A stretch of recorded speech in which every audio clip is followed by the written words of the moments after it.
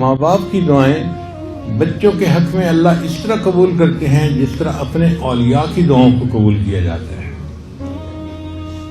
تو ماں جیسی بھی ہو بچوں کے لیے دعا کرتی رہے۔ مجھے آج بھی یاد ہے کہ بہت چھوٹی عمر تھی میری، 2 سال 3 سال کی عمر ہوگی۔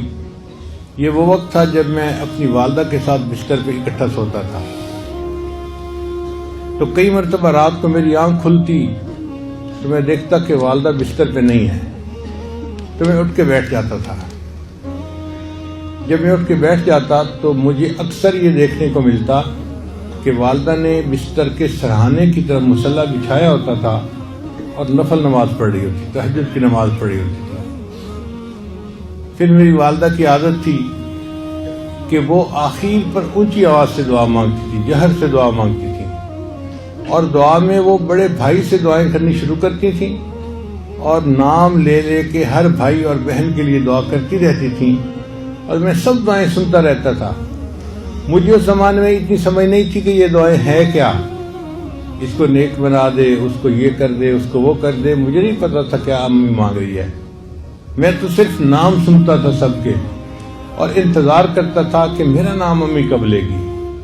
جب آخر پہ چونکہ میں بہن بھائیوں میں سب سے چھوٹا تھا، جب امی میرا نام لے کر دعا کرتی تھی تو میں سکون سے پھر بستر پہ سو جاتا تھا۔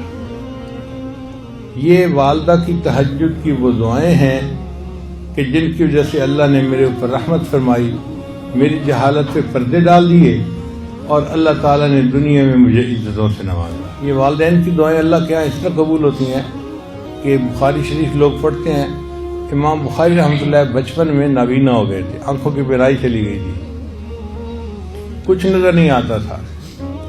ان کی والدہ نے ان کے لیے رو رو کے اللہ سے دعا مانگی، اللہ نے امام بخاری کو دوبارہ بینائی عطا فرما دی اور اتنے بڑے وہ محدث بن گئے۔ تو ماں کی دعا جنت کی ہوا۔